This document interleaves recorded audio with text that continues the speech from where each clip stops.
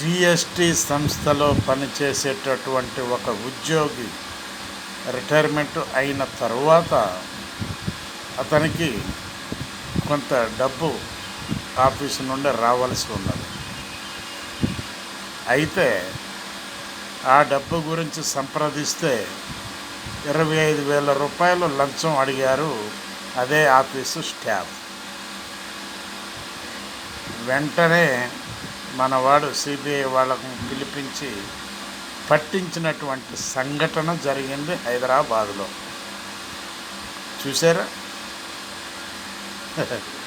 ఈ విధంగా స్ప్రెడ్ అయిపోయింది. గజ్జి, తామర. మరి దీనిని ఎవరూ తొలగించలేరు, ఎవరికి వాళ్ళే తొలగించుకోవాలి. అంటే ఈ విధంగా చేయాలి అని అర్థం. అలర్ట్గా ఉండాలి. సిబిఐకి కానీ ఏసీపీకి కానీ పనులు చెప్తూ ఉండాలి. మనం పబ్లిక్ ఇన్ఫర్మేషన్ ఇవ్వకపోతే వాళ్ళు ఏం చేయలేరు.